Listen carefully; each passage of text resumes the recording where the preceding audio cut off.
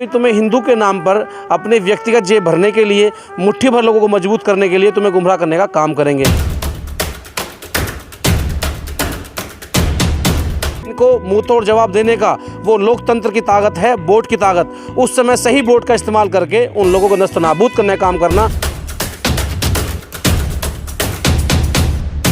चाहे वो IAS PCS हैं या मंत्री हैं, MLA हैं, उनकी भी जिम्मेदारी बनती है।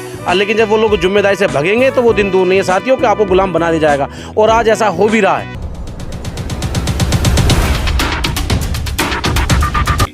कि जो लोग मुट्ठी भर लोग हैं, उनके धर्मगुरु आते हैं जिला गौतम बुद्ध नगर में, अन्य सभाओं में जाते हैं, हिंदुत्व की बात करते हैं। हिंदू है क्या?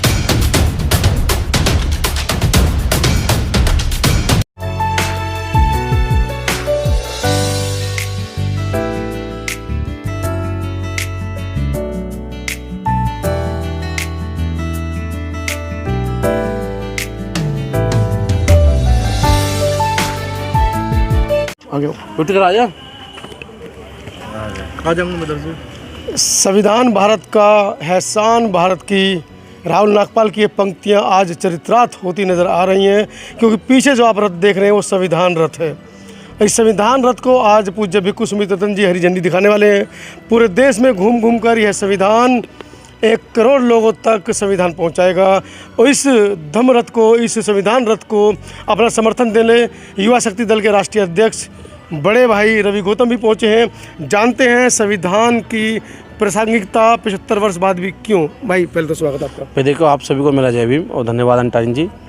देखिए, जो सुमित रतन जी ने पहल करी है, ये पहल बहुत पहले हो जानी चाहिए थी।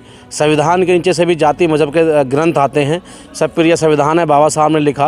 और जो आज हम लोग प्रयास कर रहे हैं कि 1 करोड़ घरों तक हम लोग संविधान को पहुंचाने का काम करेंगे, उनके मूल रूपों को पहुंचाने का काम करेंगे, जिससे समाज जागरूक हो, एकजुट हो और भाईचारे के मजबूत करते हुए राष्ट्र के लिए इकट्ठा हो। और जो प्रक्रिया है संविधान को लेकर चलने की, आप देख सकते हैं कि आज मौजूदा हालात में जब भाजपा बिल्कुल चरम सीमा पर है, भाजपा के कोई नेता संविधान बदलने की बात करता है, जिस संविधान से चुन कर आए हैं, कोई उनका मोदी जी का कोई एडवाइजर ये कहता है कि संविधान को बदलना पड़ेगा, कुछ कुरीतियाँ हैं। इन मूर्खों से ये पूछना कि जब तुम्हारे बाप दादा जिंदा थे, जब वो संविधान को लिख पाए, तो आज तुम्हारी हिम्मत कैसे हो जाएगी कि इनमें कुछ कुरीतियाँ है या नहीं है। लेकिन हम सबकी जिम्मेदारी बनती है, जो राष्ट्रीय और मानवता में विश्वास रखते हैं, जो भाईचारे में विश्वास रखते हैं, जो सभी संविधानिक रूप से सभी भाईचारे में और उनके धर्म ग्रंथ में यानी कि सेकुलर में विश्वास रखते हैं कि अगर संविधान इस देश में रहेगा जो बाबा साहब ने दिया है, तो सभी कम्युनिटी के लोग, सभी समुदाय के लोग सुरक्षित रहेंगे। और अगर संविधान नहीं रहता है तो कोई तुम्हें हिंदू के नाम पर अपने व्यक्तिगत जेब भरने के लिए, मुट्ठी भर लोगों को मजबूत करने के लिए तुम्हें गुमराह करने का काम करेंगे।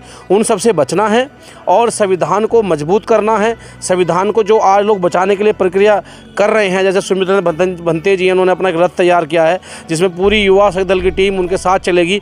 जहाँ जहाँ वो जाएंगे, जिस जिले में जाएंगे, वहाँ जिला अध्यक्ष मौजूद मिलेंगे। जैसे हमारे साथ जो है मुनेश यादव हैं, जिला अध्यक्ष हैं गौतम बुद्ध नगर के, डॉक्टर कालू सिंह जी हैं, प्रदेश अध्यक्ष हैं, सोनू यादव जी हैं, बिट्टू यादव जी हैं, अरविंद हैं, और तमाम हमारे मुस्लिम समाज के लोग हैं, अतिक भाई हैं। तो सभी लोग कंधे से कंधा मिलाकर चलेंगे और मजबूती देंगे। लेकिन साथियों, ये आपको समझना पड़ेगा कि ऐसे सामाजिक कार्यक्रम बहुत ज़रूरी होते हैं समाज को चिंतित वह उनको जगाने के लिए। लेकिन जब 5 साल का वक्त आता है, जो लोग आज संविधान ख़त्म करने की बात कर रहे हैं, अभी आप देखेंगे 2024 का चुनाव आपके सर पर है, तो सामाजिक आंदोलन तो ज़रूरी हैं, लेकिन जिस समय आपको वक्त मिले इनको मुंह तोड़ जवाब देने का वो लोकतंत्र की ताकत है, वोट की ताकत। उस समय सही वोट का इस्तेमाल करके उन लोगों को नस्त नाबूद करने का काम करना, जो लोग आज संविधान को बदलने की बात कर रहे हैं। आप उन्हें बदल देना, पुनः उनको वापस वहीं पहुँचा देना जहाँ से वो निकल कर आए हैं। ये 2 सीट पाए थे भाजपा के लोग, और आज अहंकार में चूर होकर के 85% को हिंदू बना करके, गुमराह करके लाभ लेने का काम कर रहे हैं। आज आपने देखा होगा पूरे देश में, आप लिस्ट उठाकर देख लीजिए, ये 85% के लोग जो आज भाजपा में किसी कारणवश या मजबूरी में या हिंदुत्व की अज्ञानता कारण जाने का प्रयास कर रहे हैं। अभी भी आपने देखा होगा 131 MLA ऐसी कम्युनिटी से आते हैं। अगर मैं पूरे 85% की बात करूं तो भाजपा के पास 0 नज़र आएगा।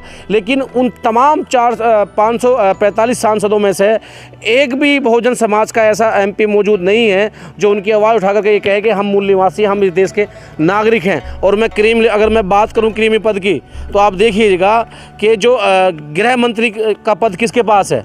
बात करेंगे पूरे बहुजनों की, बात करें हिंदू की, बात करेंगे 85% बहुजनों की, लेकिन आप देखेंगे कि अब देश का गृह पद किसके पास है, रवि, वो किस कम्युनिटी से आते हैं। रवि, आपको नहीं लगता ये जो संविधान रथ का जो पूरा का पूरा काफिला है, या कहें कि संविधान को घर घर पहुंचाने की जिम्मेदारी है, हमारे 25% के जो रिजर्वेशन से मंत्री कोटे पहुंचे हैं, सांसद पहुंचे हैं, उनकी है, या बाबा साहब के आरक्षण से जिन्होंने नौकरियां ली हैं उनकी है? इसमें धर्मगुरु आगे बढ़कर आए हैं, कैसे देखते हैं इसको? देखिए, मेरा मानना ये है, संविधान को तो घर घर पहुँचाने हर उस व्यक्ति की जिम्मेदारी है जो आज शिक्षित है, जो लोग इस देश को बचाना चाहते हैं। आपने 25% उनकी बात करी भाई, जो MP MLA बने, आपने उनकी बात करी जो आरक्षण लेते हैं। मेरा मौलिक रूप से सभी के लिए है, लेकिन जिस व्यक्ति को आरक्षण मिला है, जो पहले गुलाम हो 5000 साल तक, जिसको बेड़ियों से बांध कर रखा जाता हो, जिसको धूप में निकलने दिया जाता हो रात के 12 बजे और दोपहर के 12 बजे, अगर उसको मौका मिला है, अगर उसको ये मौका मिला है कि मैं इस देश का नागरिक हूँ, मुझे बराबरी का अधिकार है, तो सबसे पहला दायित्व तो उस व्यक्ति का बनता है जिसने आरक्षण का लाभ लिया। उसके बाद उनका दायित्व बनता है जो 25% में हमारे भी लोग होंगे कि जिन्हें कभी एक प्रधान छोड़िए एक मेंबर बनने की औकात नहीं थी, आज वो बड़े बड़े भिन्न भिन्न पदों पर बैठे हैं, चाहे वो IAS PCS हैं या मंत्री हैं, MLA हैं, उनकी भी जिम्मेदारी बनती है। लेकिन जब वो लोग जिम्मेदारी से भगेंगे तो वो दिन दूर नहीं है साथियों कि आपको गुलाम बना दिया जाएगा, और आज ऐसा हो भी रहा है। तो जैसे आज धर्मगुरु हमारे निकल के आए हैं, मैं तो उनको धन्यवाद दूंगा कि धर्मगुरु सिर्फ मठ के लिए नहीं होते कि मठ में बैठ करके पूजा कराना, या जिस भी समुदाय के हों कि सिर्फ एक भवन में बैठ गए, उसके बाद में सिर्फ अपना वो ग्रंथ करते रहते हैं। जब बात अपने सम्मान किया है, जब बात आपने सम्मान किया है, तो आपको कंधे से कंधा मिलाकर चलना होगा। सुमित रंजन जी जो पहल करी है, वो पूरे देश में सभाएं करते हैं, लोगों को समझाते हैं बौद्ध के बारे में, सेकुलर के बारे में, संविधान के बारे में, बाबा साहब के बारे में। तो ये हर उस धर्मगुरु की जिम्मेदारी है जो ये चाहता है इस देश में संविधान रहे और बहन बेटी को बराबरी का अधिकार मिले।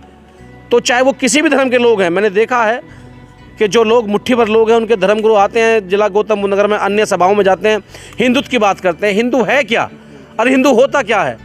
तो इसका मतलब जब वो बैठ करके बड़े बड़े मठाधीश बड़े बड़े पेट निकाल करके आपकी जेब खाली करा करके हिंदुत्व का टैग आप पे थोप सकते हैं, तो आपको भी जिम्मेदारी है कि आपको राष्ट्र बचाने के लिए, अंबेडकर साहब को जिंदा रखने के लिए, ललाई यादव को जिंदा रखने के लिए, पेरियार साहब को जिंदा रखने के लिए, सर छोटू राम को जिंदा रखने के लिए, तमाम वो बहुजन समाज के महापुरुषों को जिंदा रखने के लिए जिन्होंने कुर्बानी दे दी इस देश को बचाने के लिए, आपको भी निकलना पड़ेगा। अगर आप नहीं निकलोगे तो नेताओं का काम है वोट लेना, लेकिन सामाजिक लोगों का काम है कि वोट देकर के उनकी लगाम को अपने हाथ में कसना। आज आप देख सकते हैं कि देश में कोई ऐसा विपक्ष नहीं बचा जिस पर जुल्म जाति अत्याचार ना हो रहे हों, लेकिन वोट की सब बात कर रहे हैं, लेकिन संविधान की कोई बात नहीं करता।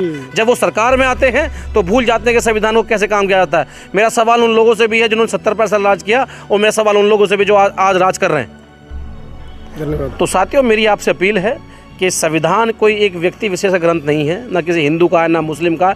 सभी समुदाय के ग्रंथ संविधान के नीचे रह करके आपको आगे बढ़ाने का काम करते हैं। एक जातीय ग्रंथ हो सकता है, एक धर्म ग्रंथ हो सकता है, जो व्यक्ति विशेष के लिए हो सकता है, वो उसकी मंशा है, वो क्या माने क्या ना माने।